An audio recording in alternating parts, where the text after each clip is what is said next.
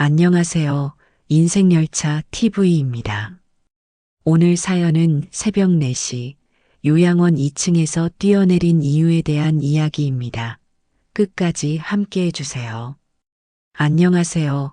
저는 윤태호, 올해 68세입니다. 상상해 보세요. 68세 늙은이가 새벽에 요양원을 탈출한다는 게 말이 됩니까? 부산 해운대 바다빛 누리원이라는 요양원 2층 창문에서 뛰어내렸을 때가 새벽 4시였어요. 68세 늙은이가 새벽에 요양원을 탈출, 그렇게라도 하지 않으면 진실을 밝힐 수 없었습니다. 주머니 속에는 작은 녹음기와 수십 개의 음성 파일이 들어 있었죠. 제 친딸과 사위가 저를 치매 환자로 만들어 재산을 가로채려 했다는 증거들이었습니다. 바닷바람이 얼굴을 스쳤을 때 마음속으로 다짐했어요. 이제 진짜 전쟁이 시작된다고 말이죠. 저는 평생 가족을 위해 살았습니다. 통영 조선소에서 용접공으로 일하던 시절, 불꽃이 튀는 현장에서도 딸 생각만 했어요. 아내 선희와 함께 마음속으로 다짐했던 한 가지가 있었죠. 우리 아이만큼은 굶기지 말자는 것이었습니다. 독학으로 대학에 들어가서 해양공학을 공부했어요. 밤마다 기름 냄새 나는 작업복을 벗고 책을 펼쳤습니다. 손가락 끝에 상처투성이인 채로 미적분학을 공부하고 물리학 공식을 외웠죠. 다른 사람들이 잠들 시간에 저는 꿈을 향해 한 걸음씩 나아가고 있었습니다. 결국 교수가 됐어요. 연구 성과도 좋아서 여러 특허도 등록했고 상당한 재산을 모을 수 있었습니다. 모든 게 딸을 위해서였죠. 제가 이룬 성취의 모든 순간에 딸의 미래가 있었거든요. 아내가 세상을 떠난 후 딸 소라가 제 전부가 됐습니다. 소라는 정말 착한 아이였어요. 결혼해서도 자주 안부를 물었고 명절에는 빠짐없이 찾아왔죠. 손자, 손녀들과 함께 오면 온 집안이 환해졌습니다.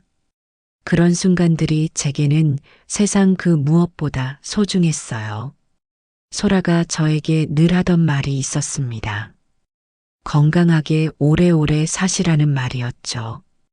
그때는 진심인 줄 알았어요. 딸의 그 따뜻한 말들이 모두 진심에서 나온 거라고 믿었습니다. 그런데 어느 날 화장실에서 나오다가 우연히 딸과 사위의 대화를 들었어요.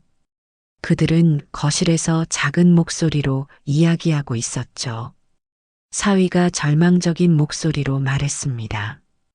이대로 가면 끝장이라고, 방법이 없다고 했어요.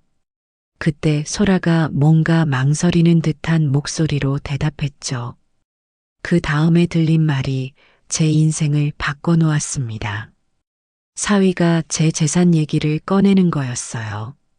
특히 그 특허권들 말이에요. 제가 평생 연구에서 얻은 성과들을 그들은 단순히 돈으로만 보고 있었던 거죠. 그 순간 제 가슴이 무너져 내렸습니다.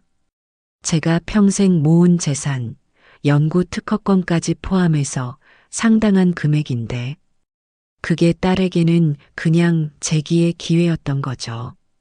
아버지의 인생이 담긴 그 모든 것들이 그들에게는 숫자에 불과했습니다.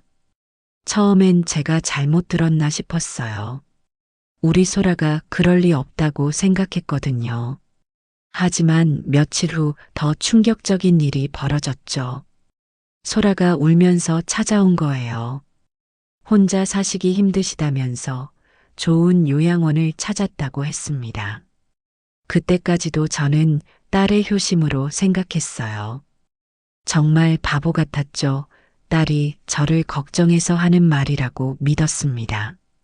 나이가 들면서 혼자 지내기 힘들어하는 아버지를 위해 딸이 발품을 판 거라고 생각했거든요.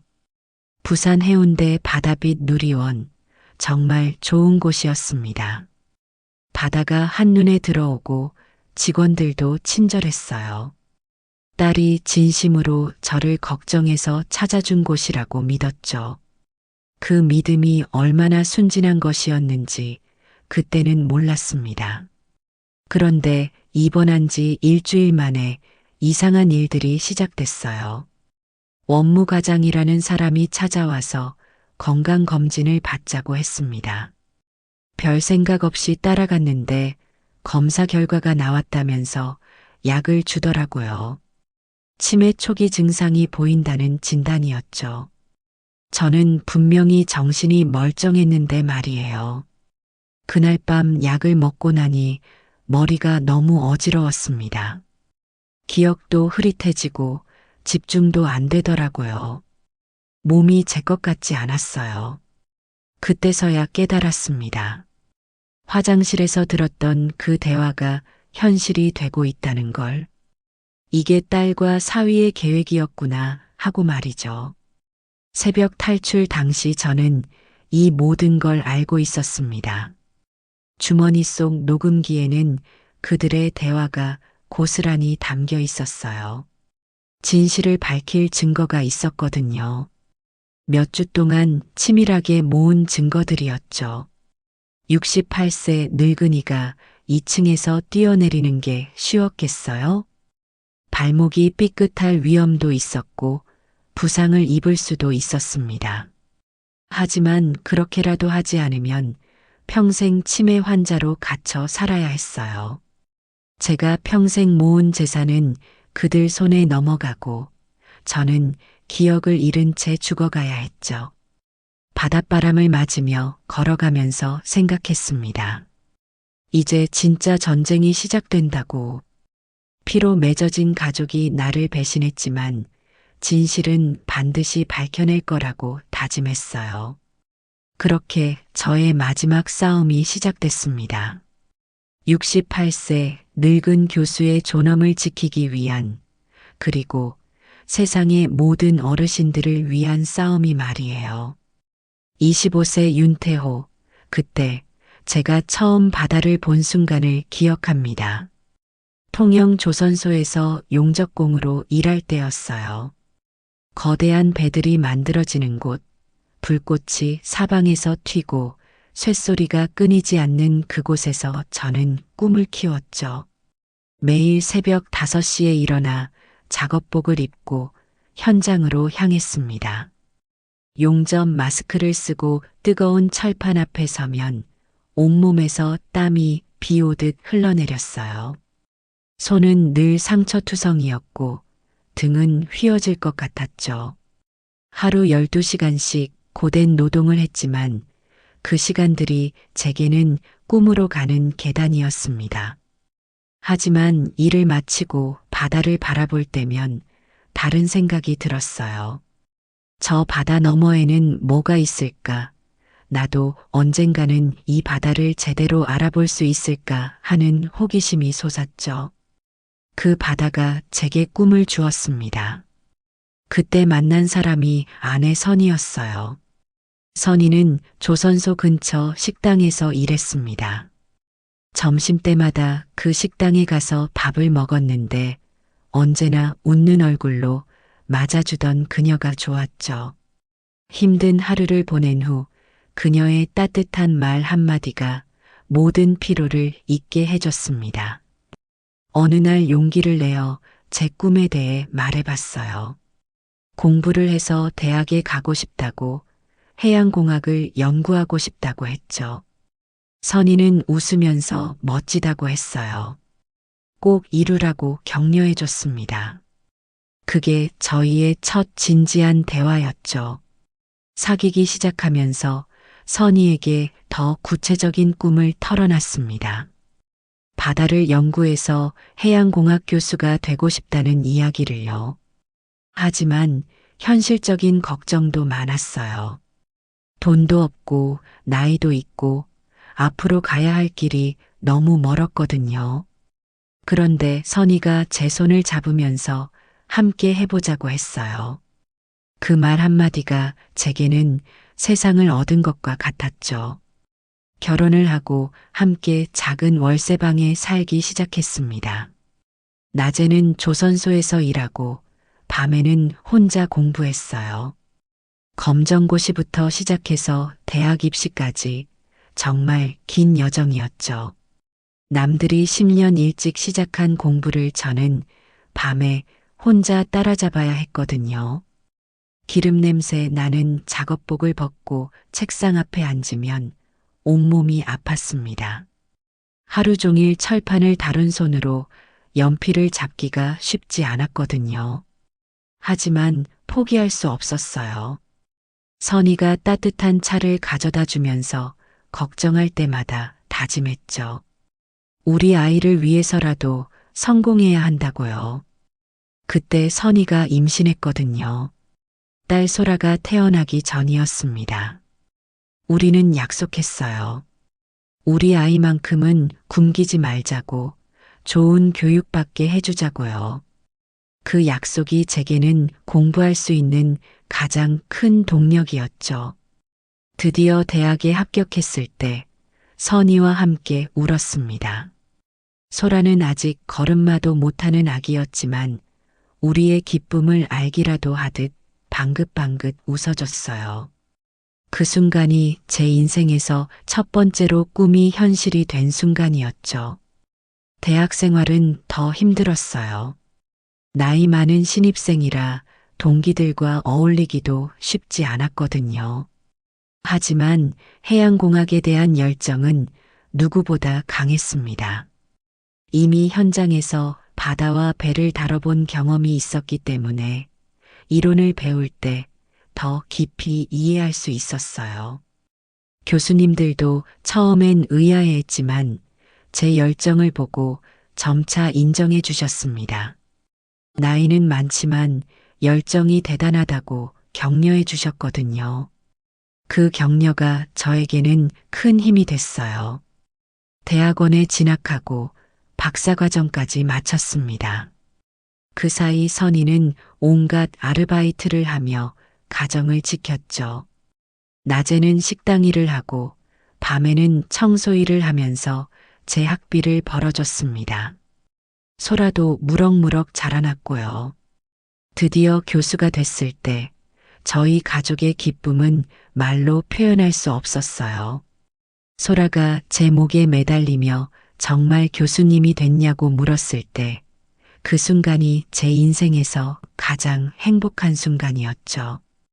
꿈이 현실이 된 것도 기뻤지만 가족들과 그 기쁨을 나눌 수 있다는 게 더 소중했거든요. 연구 성과도 좋았습니다.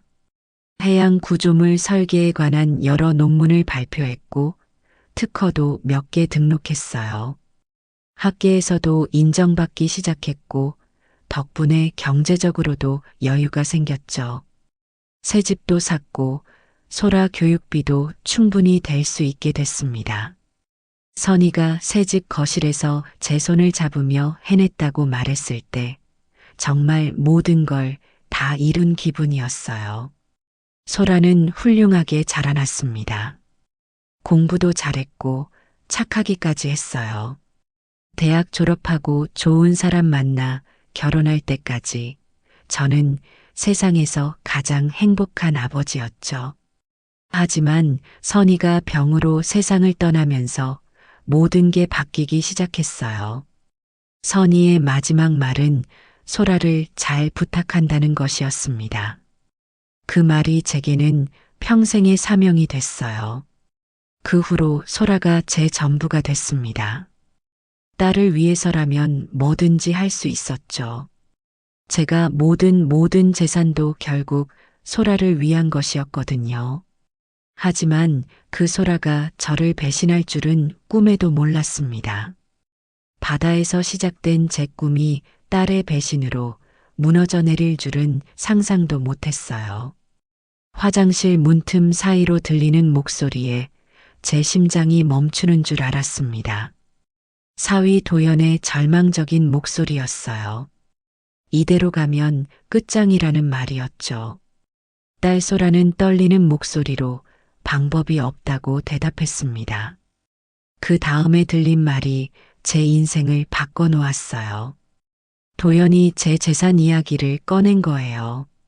특히 그 특허권들을 언급하면서 그것만 있으면 다시 시작할 수 있다고 했죠. 제가 평생 연구에서 얻은 성과들을 그들은 단순히 재기의 수단으로만 보고 있었던 거입니다. 그 순간 제 다리에 힘이 빠졌어요. 화장실 문에 몸을 기댄 채 숨을 죽이고 들었습니다. 제가 평생 사랑했던 딸이, 그리고 사위가 저를 어떻게 생각하는지 적나라하게 들리고 있었거든요. 소라가 아버지를 어떻게 하냐고 묻자 도연은 차가운 목소리로 답했어요. 요양원에 보내고 치매 진단을 받게 하면 된다는 거였습니다. 원무과장이라는 사람과 이미 얘기를 해봤다면서 충분히 가능하다고 하더라고요. 제가 들은 게 정말일까요? 제 친딸이 저를 치매 환자로 만들어서 재산을 가로채려 한다는 거였어요. 그것도 치밀한 계획을 세워서 말이죠. 그때까지 저는 도연이 사업에 실패해서 힘들어한다는 건 알고 있었습니다. 몇 번 도와달라고 해서 상당한 돈을 빌려준 적도 있었거든요. 하지만 그게 갚을 생각 없이 빌린 돈이었다는 걸, 그리고 더 큰 욕심을 부리고 있다는 걸 그때 알았어요. 소라가 아버지가 의심하면 어떻게 하냐고 물었을 때 도연의 대답은 더욱 충격적이었습니다. 효녀로 포장하면 된다는 거였어요. 아버지를 걱정해서 요양원에 보낸다고 하면 누가 의심하겠냐는 말이었죠. 소라의 목소리에는 죄책감보다 계산이 더 많이 담겨 있었어요. 아버지를 속이는 것에 대한 양심의 가책보다는 계획이 성공할지에 대한 걱정이 더 컸던 거죠. 그날 밤 잠을 이룰 수 없었습니다. 아내 선희의 사진을 바라보며 혼자 울었어요. 우리 딸이 이런 아이였냐고, 내가 뭘 잘못했냐고 물어봤지만 답은 없었습니다. 평생 딸을 위해 살았는데 그 딸이 저를 이렇게 생각한다니. 제가 그렇게 키운 딸이 저를 돈으로밖에 보지 않는다니. 그 배신감은 말로 표현할 수 없었어요. 며칠 후 소라가 울먹이며 찾아왔습니다. 혼자 사시기 힘드시다면서 걱정된다고 했어요. 그 순간 저는 연기하는 딸의 얼굴을 똑똑히 봤죠. 눈물을 짜내는 모습, 걱정하는 척하는 표정. 모든 게 거짓이었습니다. 아버지 걱정돼서 못 살겠다면서 좋은 요양원을 찾았다고 했어요. 한번 가보라고 하더라고요. 제가 아직 건강하다고 했지만 소라는 요즘 깜빡깜빡한다면서 혼자 계시면 위험하다고 했습니다. 제가 깜빡한 적이 언제 있었나요? 소라가 거짓말을 하고 있었어요. 저를 치매 초기 증상이 있는 것처럼 만들려는 치밀한 계획이었던 거죠. 부산 해운대 바다빛 누리원을 구경 갔을 때 정말 좋은 곳이었습니다. 바다가 한눈에 들어오고 시설도 깔끔했거든요. 원장이 나와서 친절하게 안내해 줬어요. 여기서 편안하게 지낼 수 있을 거라고 하더라고요. 그때는 딸이 정말 저를 걱정해서 알아본 곳인 줄 알았어요. 소라가 웃으면서 어떠냐고 물었을 때 저는 고개를 끄덕였습니다. 괜찮다고 했죠. 그때 원무과장이라는 사람이 나타났습니다. 40대 중반으로 보이는 남자였는데 소라와 도연에게 의미심장한 눈빛을 보냈어요. 그 순간 뭔가 이상하다는 느낌이 들었지만 이미 늦었죠. 입원 수속을 밟고 짐을 정리해서 요양원으로 이사했습니다. 딸과 사위가 도와준다면서 이것저것 챙겨줬어요. 소라가 마지막으로 편하게 지내시고 자주 오겠다고 했습니다. 그날 밤 혼자 바다를 바라보며 생각했어요. 정말 딸이 날 걱정해서 여기 보낸 걸까? 하지만 마음 한구석에서는 불안감이 커져갔죠. 며칠 후 모든 의문이 풀렸습니다. 원무과장이 찾아와서 건강검진을 받자고 했을 때부터 이상한 일들이 시작됐거든요. 치매 초기 증상이 보인다는 말도 안 되는 진단이었어요. 저는 분명히 정신이 멀쩡했거든요. 모든 것을 기억하고 있었고 판단력도 정상이었습니다. 그때 깨달았어요. 화장실에서 들은 대화가 현실이 되고 있다는 걸. 소라와 도연이 저를 치매 환자로 만들어서 재산을 가로채려는 계획이 실행되고 있는 거였죠. 그날 밤 홀로 울었습니다. 평생을 딸을 위해 살았는데 그 딸이 저를 이렇게 배신하다니. 아내가 그리웠고 제 인생이 이렇게 비참하게 끝나는 건가 싶어서 절망스러웠어요. 하지만 울기만 할 수는 없었어요. 저는 결심했습니다. 이대로 당할 수는 없다고. 반드시 진실을 밝혀내겠다고 말이죠. 그날부터 제 마지막 전쟁이 시작됐습니다. 68세 늙은 교수와 탐욕의 눈먼 가족들 사이의 치열한 싸움이 말이에요. 제가 그들에게 가르쳐줘야 할 것이 있었어요. 가족이라는 이름으로 저지르는 범죄에는 반드시 대가가 따른다는 것을요. 원무과장 사무실에서 들린 대화를 지금도 잊을 수 없습니다. 문틈 사이로 몰래 엿들었던 그 대화가 제 인생을 바꿔놓았거든요. 도연이 간청하는 목소리로 진단서만 손봐달라고 했어요. 원무과장은 망설이는 듯한 말투로 치매 진단은 어렵지 않지만 위험한 일이라고 했죠. 그러자 도연이 얼마면 되겠냐고 물었습니다. 최소 500만 원이라는 원무과장의 대답을 들었을 때 제 온몸이 차갑게 식었어요. 그들이 제 치매 진단서를 조작하기 위해 돈을 주고받는 소리였거든요. 원무과장이 제가 정신이 멀쩡한데 어떻게 설명하겠냐고 묻자 도연의 대답은 더욱 충격적이었습니다. 약물을 쓰면 된다는 거였어요. 기억력을 흐리게 하고 인지 능력을 떨어뜨리는 원무과장이 제가 정신이 멀쩡한데 어떻게 설명하겠냐고 묻자 도연의 대답은 더욱 충격적이었습니다. 약물을 쓰면 된다는 거였어요. 기억력을 흐리게 하고 인지 능력을 떨어뜨리는 약들이 있다는 원무과장의 차가운 설명에 온몸이 오싹했죠. 제가 매일 받는 약이 치매 치료약이 아니라 오히려 제 정신을 흐리게 만드는 약이었던 거예요. 그들은 저를 진짜 치매 환자로 만들려고 했던 겁니다. 소라가 원무과장에게 어떻게 생각하냐고 물음을 받았을 때 주저하다가 대답했어요. 아버지를 보호하는 길이라고, 혼자 계시면 위험하니까라고 했죠.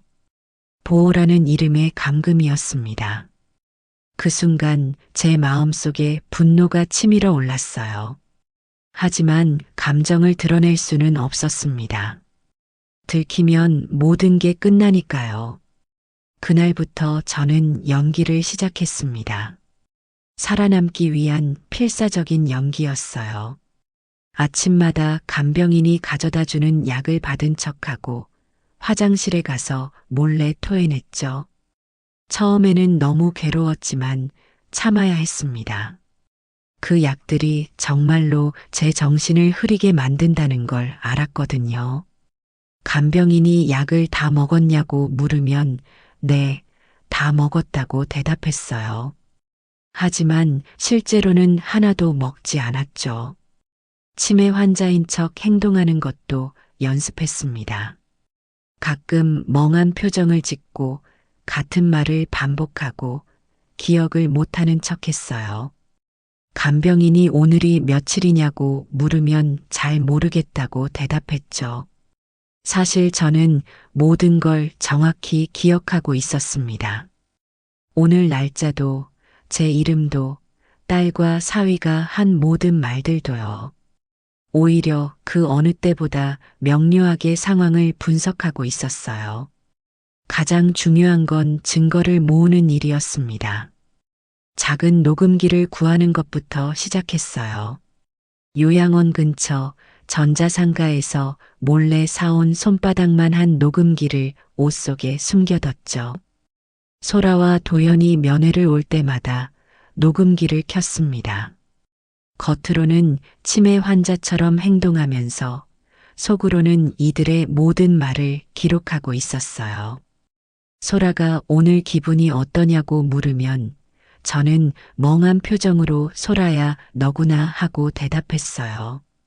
약은 잘 드시고 계시냐고 물으면 응, 먹고 있다고 했죠.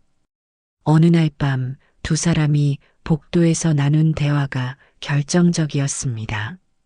소라의 목소리에는 더 이상 죄책감이 없었어요. 조금만 더 참으면 아버지 재산은 전부 자기들 거라고 했습니다. 도연은 더욱 차가웠어요.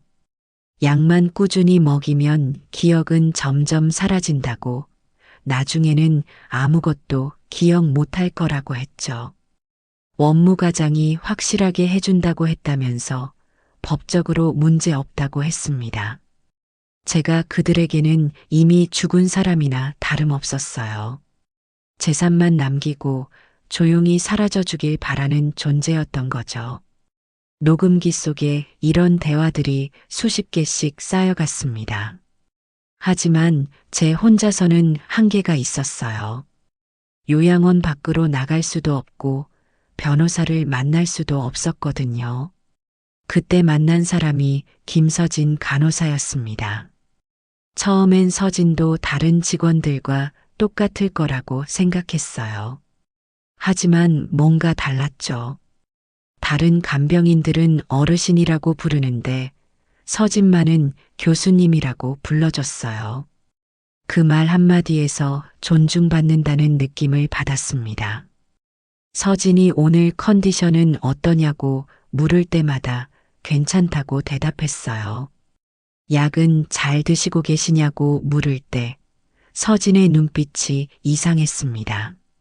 마치 뭔가를 눈치채고 있는 것 같은. 며칠 후 서진이 혼자 있을 때 조심스럽게 물었어요. 정말 괜찮으시냐고요? 그 말투에서 뭔가 다른 의미를 느꼈습니다. 무슨 뜻이냐고 반문했지만 서진은 그냥 궁금해서라고 했어요. 하지만 서진의 표정에서 의심을 읽을 수 있었어요. 아마 제가 다른 치매 환자들과 다르다는 걸 눈치챈 것 같았습니다. 그날 밤 저는 중요한 결정을 했어요. 서진을 믿어보자고요. 더 이상 혼자서는 할 수 없었습니다. 누군가의 도움이 필요했고 서진이 제 마지막 희망이었어요. 며칠 후 서진과 단둘이 있을 기회가 왔습니다. 다른 직원들이 모두 휴식을 취하는 시간, 서진이 제 방에 혈압을 재러 왔을 때였어요. 서진이 조심스럽게 물었어요. 솔직히 말해달라고. 정말 치매인지 말이에요. 그 순간이 왔구나 싶었습니다. 제 인생이 걸린 순간이었죠. 간호사 양반 제정신이라고 말했어요. 제발 믿어달라고 했습니다. 서진의 얼굴이 굳어졌어요. 그럼 지금까지는 뭐였냐고 물었을 때 연기였다고 털어놨습니다. 어쩔 수 없었다고요. 그리고 주머니에서 녹음기를 꺼냈어요. 이걸 들어보라고 했죠. 소라와 도연의 대화가 흘러나왔을 때 서진의 얼굴이 점점 창백해졌습니다. 이게 정말인지 물었을 때, 네, 그리고 원무과장도 공범이라고 말했어요. 서진이 한참을 생각하더니 저를 똑바로 바라봤습니다. 어떻게 도와드리면 되겠냐고 물었죠. 그 순간 가슴이 뜨거워졌어요. 절망 속에서 만난 한 줄기 빛이었거든요. 증인이 되어달라고, 그리고 더 많은 증거를 모아달라고 부탁했습니다. 서진이 고개를 끄덕였어요. 알겠다고, 도와드리겠다고 했죠. 하지만 제 계획은 여기서 끝이 아니었습니다. 진실을 밝히기 위해서는 요양원에서 나가야 했어요. 탈출을 도와달라고 부탁했습니다. 서진이 걱정스러운 표정을 지었어요. 너무 위험하다고, 제 나이에는 무리라고 했습니다. 하지만 괜찮다고, 이게 마지막 기회라고 말했어요. 그날부터 서진과 함께 치밀한 계획을 세웠습니다.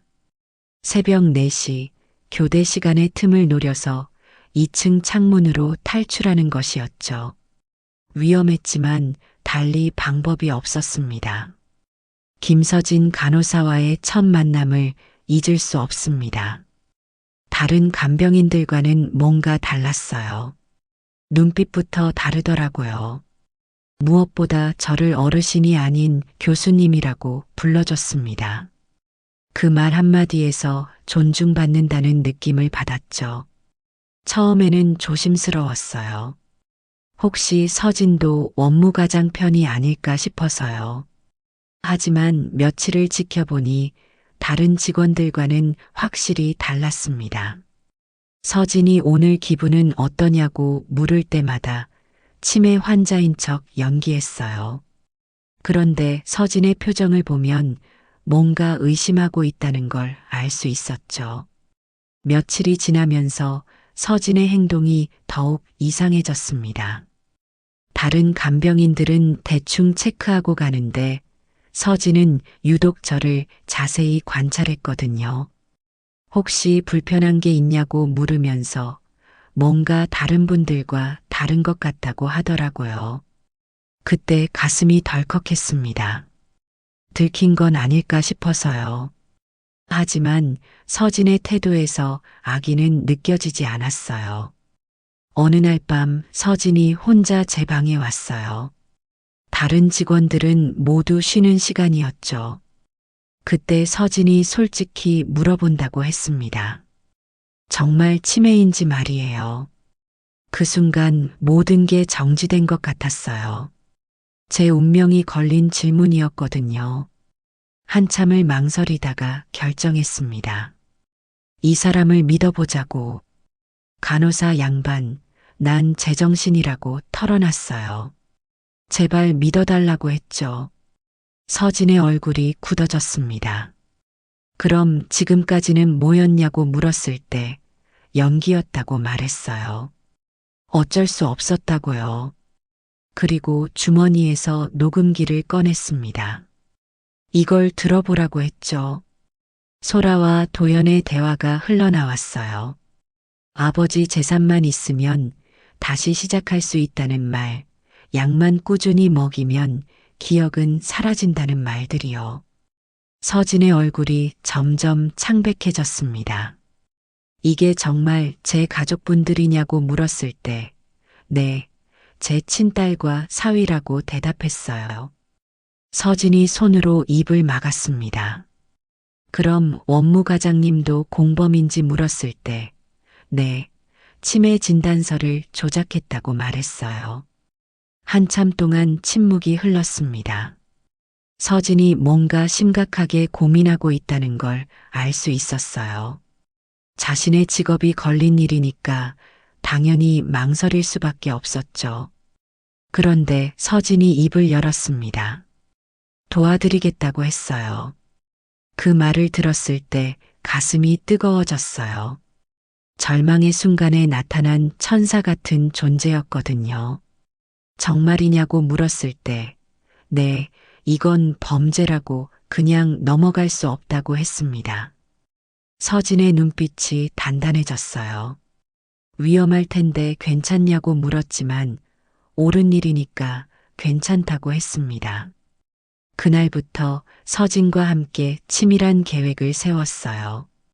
먼저 더 많은 증거를 모으기로 했습니다. 소라와 도연이 언제 오는지 물어봤을 때 보통 주말에 온다고 했어요. 그럼 복도에서 대화를 녹음해 보겠다고 서진이 말했죠. 서진은 정말 용감했습니다. 자신의 직업이 걸린 일인데도 주저하지 않았거든요.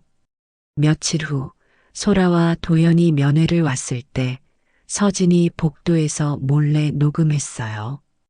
아버지가 눈치챈 것 같다는 소라의 불안한 목소리, 괜찮다며 이미 치매 진단 나왔으니까 법적으로 문제 없다는 도연의 차가운 대답이 담겼습니다. 원무과장이 확실히 해준다고 했다는 말까지 녹음됐죠. 결정적인 증거였어요. 그날 밤 서진이 제 방에 와서 녹음 파일을 들려줬을 때 둘 다 흥분했습니다. 이제 충분한 증거가 있다고 했죠. 하지만 여기서 나가야 한다고 말했어요. 변호사를 만나야 한다고요. 어떻게 하겠냐고 서진이 물었을 때 탈출을 도와달라고 부탁했습니다. 서진이 깜짝 놀랐어요. 탈출이라니 너무 위험하다고 했습니다. 하지만 다른 방법이 없다고 설명했어요. 여기 있으면 계속 약물을 먹여서 정말 치매로 만들 거라고요. 서진이 한참을 고민하더니 고개를 끄덕였습니다. 알겠다고 도와드리겠다고 했어요. 계획은 간단했습니다. 새벽 4시 교대 시간을 노려서 2층 창문으로 나가는 것이었죠. 서진이 변호사 연락처도 알아봐 줬어요. 우혁 변호사라는 분이 이런 사건을 많이 다뤘다고 하더라고요. 정말 고맙다고 말했을 때 서진은 당연한 일이라고 했습니다. 드디어 탈출 당일이 왔어요. 새벽 4시 서진이 복도를 확인해 줬습니다. 지금이라고 하면서 조심하라고 했어요. 정말 고맙다고, 이 은혜는 절대 잊지 않겠다고 말했습니다. 창문을 열고 밖을 내려다봤을 때 정말 무서웠어요. 68세 나이에 2층에서 뛰어내린다는 게 말이 안 되잖아요. 하지만 서진의 격려가 힘이 됐습니다. 교수님이라면 할 수 있다고 파이팅이라고 했어요. 그렇게 뛰어내렸어요. 발목이 좀 아팠지만 큰 문제는 없었습니다. 바닷바람을 맞으며 걸어가면서 생각했어요. 서진 같은 사람이 있어서 세상이 아직 살만하다고요. 피로 이어진 가족이 저를 배신했지만 양심으로 연결된 사람이 저를 구해줬습니다. 그때부터 저는 서진을 딸보다 더 소중한 가족으로 생각하게 됐어요. 진짜 가족은 피가 아니라 마음으로 만들어진다는 걸 깨달았거든요. 서진이야말로 제 진짜 가족이었습니다. 서진이 복도에서 녹음한 그 대화를 들었을 때 제 온몸에 소름이 돋았습니다. 녹음기에서 흘러나오는 소라와 도연의 목소리에는 더 이상 죄책감이 없었어요. 소라의 목소리에서 탐욕만 느껴졌죠. 조금만 더 참으면 아버지 재산은 전부 자기들 거라고 했습니다. 도연의 차가운 계산이 담긴 말은 더욱 충격적이었어요. 약만 꾸준히 먹이면 기억은 점점 사라진다고, 나중에는 아무것도 기억 못할 거라고 했습니다. 원무과장이 확실하게 해준다는 말까지 들었을 때 그들에게 저는 이미 존재하지 않는 사람이었어요. 그냥 재산만 남기고 조용히 사라져 주길 바라는 짐덩어리였던 거죠. 녹음기에 빨간 불빛이 깜빡일 때마다 제 심장도 같이 뛰었습니다. 서진 씨, 이제 충분한 증거가 모였다고 말했을 때 서진도 같은 생각이었어요. 하지만 어떻게 할 것인지 물었을 때 법정에서 싸워야 한다고 답했습니다. 진실을 밝혀야 한다고요. 서진이 걱정스러운 표정을 지었어요. 상대는 제 가족이라며 정말 괜찮을지 물었습니다. 그 말을 듣고 한참을 생각했어요. 정말 괜찮을까요? 제 친딸을 법정에 세운다는 게. 하지만 더 이상 망설일 수 없었습니다. 가족이라고 해서 범죄를 눈감아줄 수는 없다고 말했어요. 그리고 이런 일이 다른 어르신들에게도 일어날 수 있다고요. 그날 밤 서진과 함께 마지막 증거 수집에 나섰습니다. 원무과장 사무실 근처에서 대기하고 있을 때 도연이 나타났어요. 확실하게 처리됐는지 묻는 도연에게 원무과장은 걱정 말라고 했습니다. 치매 진단서는 완벽하다고 했죠. 약물도 계속 투여하고 있고 곧 정말 기억을 잃게 될 거라고 했어요. 도연이 좋다면서 재산 이전 수속을 밟겠다고 했을 때 그들이 제 재산을 가로채기 위한 마지막 단계에 들어간 거라는 걸 알았습니다. 서진이 모든 대화를 녹음했어요. 이제 정말 결정적인 증거가 완성된 거죠. 이제 진짜 끝이라고 서진이 말했을 때, 네, 이제 세상에 진실을 알릴 차례라고 답했습니다. 그런데 그때 예상치 못한 일이 벌어졌어요. 원무과장이 갑자기 돌아오는 거예요. 거기 누가 있냐고 물었을 때 서진과 저는 급하게 숨었지만 원무과장이 의심의 눈초리를 보냈습니다. 혹시 누가 듣고 있었냐고 물었을 때 도연도 불안해했어요. 설마 아무도 몰랐을 텐데 하면서도 조심해야 한다고 했죠. 만약 들켰다면 어떻게 하냐는 걱정까지 했습니다.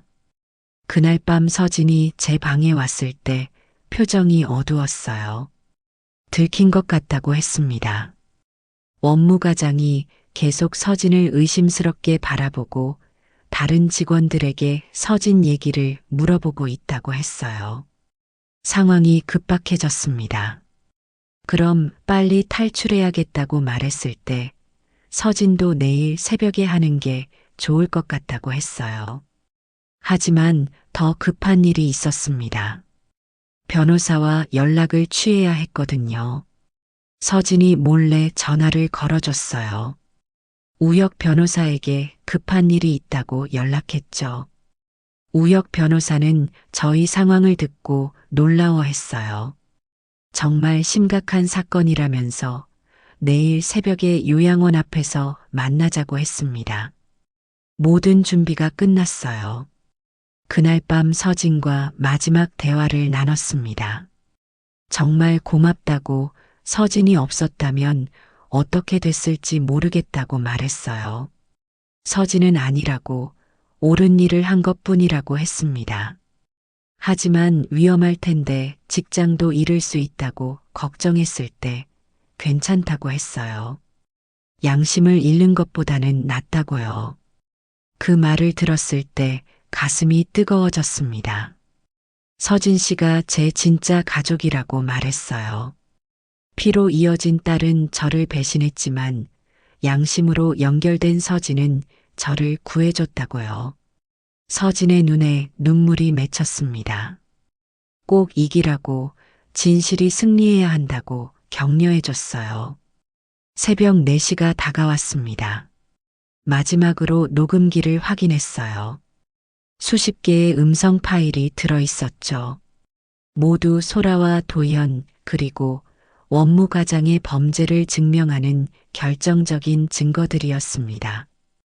이제 진짜 전쟁이 시작이라고 말했을 때 서진이 복도를 확인해 줬어요. 지금이라고 조심하라고 했습니다. 창문을 열고 밖을 내려다봤을 때 무서웠지만 결연했어요. 68세의 나이에 2층에서 뛰어내리는 것, 분명 위험한 일이었지만 진실을 위해서는 어쩔 수 없었습니다. 서진 씨, 꼭 다시 만나자고 말했을 때, 네, 법정에서 뵙겠다고 했어요. 그렇게 뛰어내렸습니다. 바닷바람을 맞으며 요양원을 벗어날 때 생각했어요. 이제 폭풍이 몰아칠 거라고. 하지만 진실은 반드시 승리할 거라고요. 주머니 속 녹음기가 따뜻하게 느껴졌습니다. 이 작은 기계 안에 제 인생을 구할 진실이 들어 있었거든요. 그리고 무엇보다 서진이라는 진짜 가족을 얻었다는 사실이 가장 큰 힘이 됐어요. 서울중앙지방법원 대법정에 섰을 때 제 다리가 떨렸습니다. 방청석은 언론과 시민들로 가득했어요. 이 사건이 얼마나 큰 관심을 받고 있는지 실감했죠.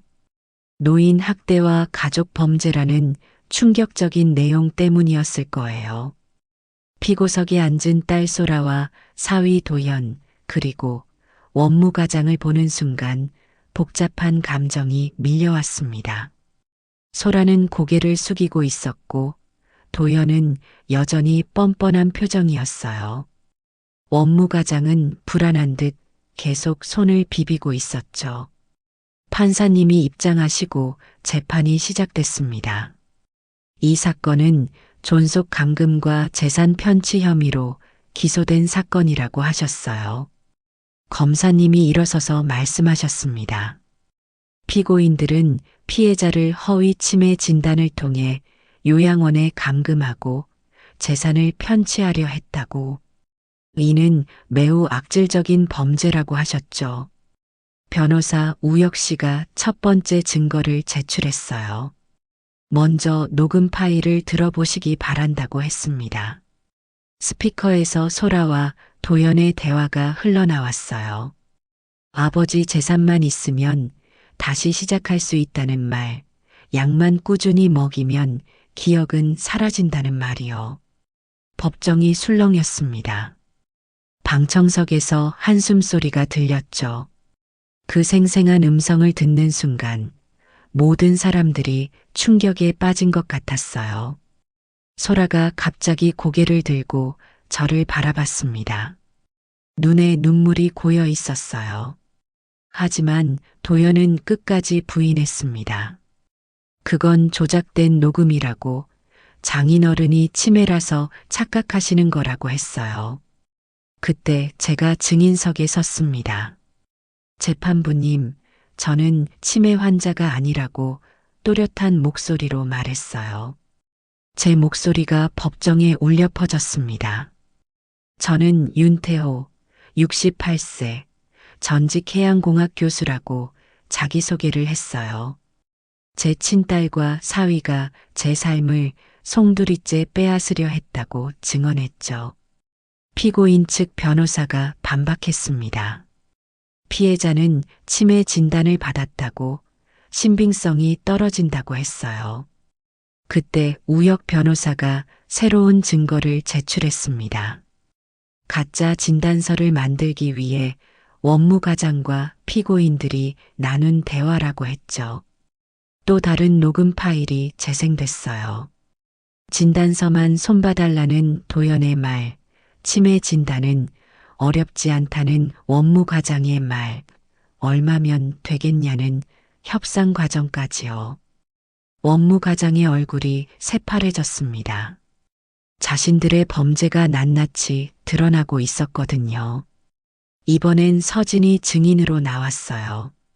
저는 바다빛 누리원에서 근무하는 간호사 김서진이라고 자기소개를 했습니다. 서진의 목소리는 떨리고 있었지만 단단했어요. 윤태호 교수님은 치매 환자가 아니라고 증언했습니다. 정신이 완전히 멀쩡하다고, 오히려 다른 어떤 사람보다 예리하고 냉정하게 상황을 판단하고 계셨다고 했죠. 구체적으로 설명해 달라는 질문에 서진이 답했어요.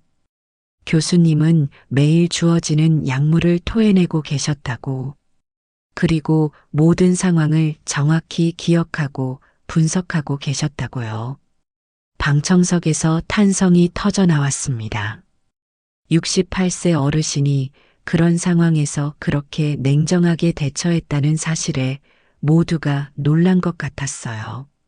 서진이 계속 증언했습니다. 저는 교수님을 도와 추가 증거를 수집했다고, 피고인들의 대화를 직접 녹음했다고 했어요. 위험하지 않았냐는 질문에 서진이 답했어요. 네, 위험했지만 옳은 일이라고 생각했다고. 침묵이 더 큰 죄였으니까라고 했죠. 그때 소라가 갑자기 일어났습니다. 아버지, 정말 죄송하다고 울기 시작했어요. 저희가 너무 힘들어서 다른 방법이 없었다고, 아버지를 잃고 싶지 않았는데 라고 했습니다. 하지만 저는 더 이상 흔들리지 않았어요. 소라야, 나를 잃고 싶지 않았다면 왜 치매 환자로 만들려 했니? 그게 사랑이니? 라고 물었습니다. 진짜 사랑은 상대방을 존중하는 거라고, 재산을 위해 아버지를 속이는 게 아니라고 말했어요. 도연이 마지막까지 버텼습니다.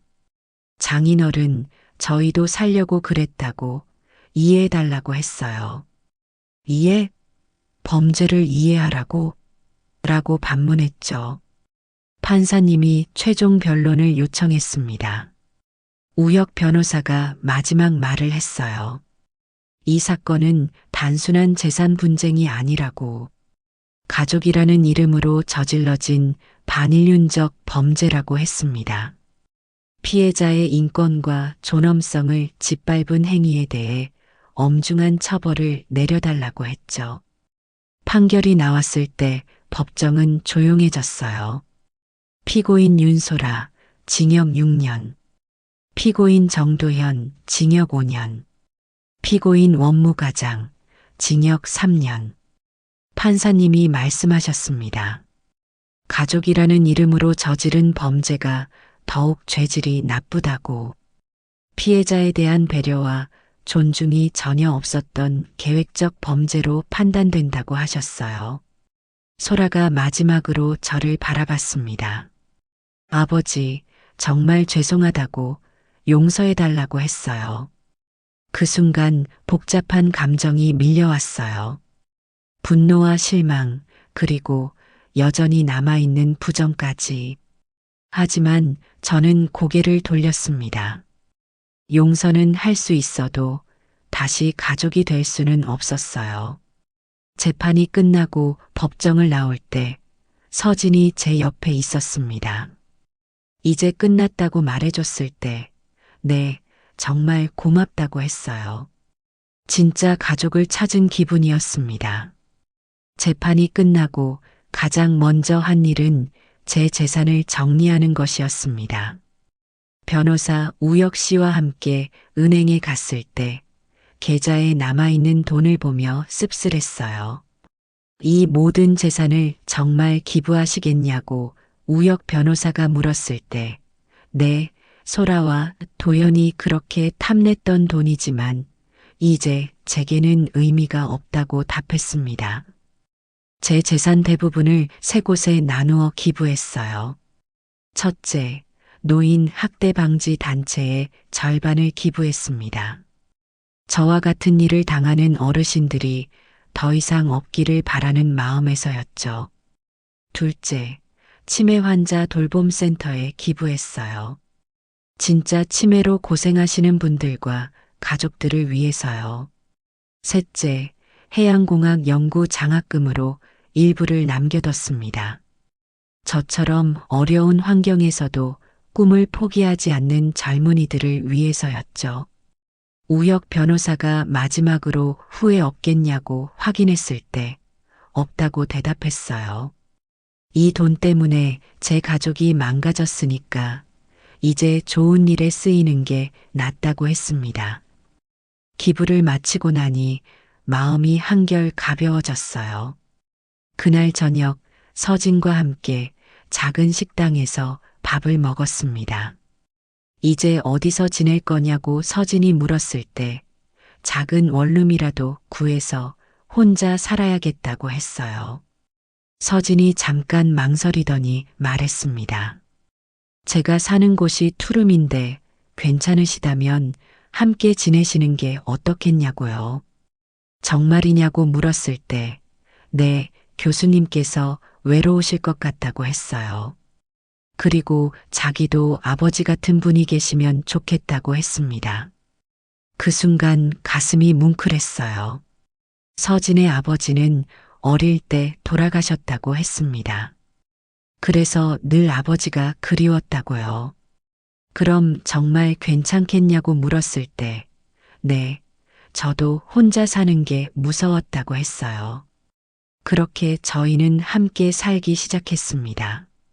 서진의 작은 아파트였지만 저에게는 진짜 집 같았어요. 아버지, 아침 드세요라고 서진이 부를 때마다 가슴이 따뜻해졌습니다. 저도 서진을 딸이라고 부르기 시작했어요. 피로 맺어진 딸은 저를 배신했지만 마음으로 맺어진 딸은 저를 구해줬거든요. 어느 일요일 서진과 함께 부산 바닷가에 산책을 갔어요. 바다 보니까 어떠냐고 서진이 물었을 때 좋다고, 젊었을 때 생각이 난다고 했습니다.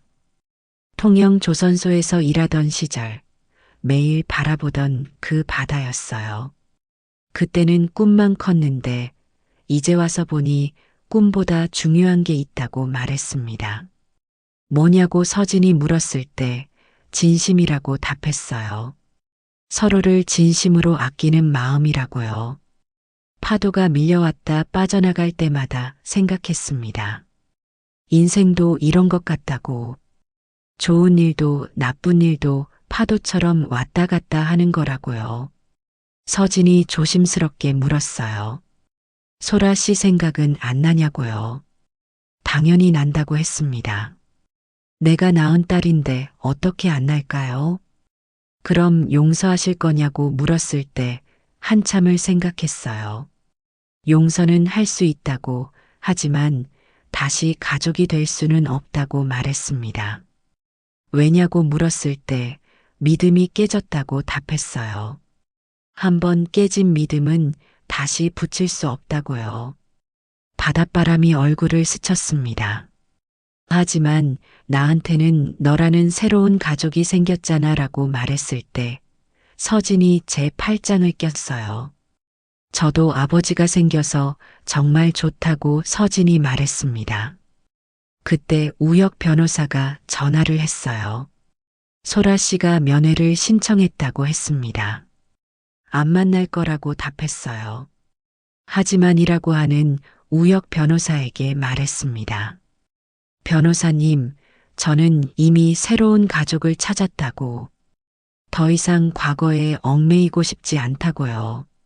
전화를 끊고 서진에게 말했어요. 딸아, 우리 저녁에는 뭘 먹을까? 오늘은 제가 생선구이 해드릴게요라고 서진이 답했습니다. 그래, 고맙다고 했죠. 집으로 돌아가는 길에 서진이 물었어요. 행복하냐고요? 응, 정말 행복하다고 답했습니다. 저도요라고 서진이 말했어요. 그날 밤 서진이 만들어준 생선구이를 먹으면서 생각했습니다. 진정한 가족은 피로 이어지는 게 아니라는 걸. 양심과 진심 그리고 서로를 아끼는 마음으로 만들어진다는 걸요. 며칠 후 노인 학대 방지 단체에서 감사 인사를 받으러 갔어요. 교수님 덕분에 많은 어르신들을 도울 수 있겠다고 했습니다. 당연한 일이라고, 제가 당한 일이 다른 분들에게는 일어나지 않기를 바란다고 말했어요. 교수님의 이야기를 책으로 만들면 어떻겠냐고, 많은 사람들에게 도움이 될 것 같다고 하더라고요. 좋은 생각이라고 답했습니다. 집에 돌아와서 서진에게 말했어요. 딸아, 우리 이야기를 책으로 써볼까? 정말요? 좋은 생각이라고 서진이 말했습니다. 제목은 뭐가 좋을까요? 서진이 잠깐 생각하더니 말했어요. 피보다 강한 양심은 어떠냐고요? 완벽하다고 답했습니다. 그렇게 저희는 함께 책을 쓰기 시작했어요. 제 경험과 서진의 시각으로 이 모든 이야기를 기록했죠. 어느 날 저녁 바닷가를 산책하면서 서진에게 말했습니다. 딸아, 고맙다고요. 뭐가 고마우냐고 서진이 물었을 때 내가 없었다면 나는 정말 치매 환자가 되어서 죽었을 거라고 말했어요. 아니라고, 아버지가 워낙 강하셔서 혼자서도 해내셨을 거라고 서진이 말했습니다. 그래도 고맙다고, 진짜 가족이 되어줘서 고맙다고 했어요. 저야말로 감사하다고, 진짜 아버지를 만나게 되어서 감사하다고 서진이 말했습니다. 파도 소리를 들으며 걸어가면서 생각했어요. 인생에서 가장 소중한 건 돈이 아니라 진심이라는 걸. 그리고 진정한 가족은 피가 아니라 양심에서 태어난다는 걸요. 여러분도 한번 생각해 보세요. 여러분의 곁에 있는 진짜 가족은 누구인가요? 피로 이어진 사람인가요? 아니면 마음으로 이어진 사람인가요? 저는 68세에 새로운 가족을 만났습니다. 서진이라는 천사 같은 딸을 말이에요. 지금도 저희는 함께 바닷가를 걸으며 행복하게 살고 있어요. 피보다 강한 것은 양심이고 가족보다 소중한 것은 진심이라는 걸 깨달으면서요. 여러분의 삶에도 진짜 가족이 함께 하기를 바랍니다. 오늘도 인생 열차 TV와 함께 달려주셔서 감사합니다. 저는 다음 역에서 다시 인사드리겠습니다.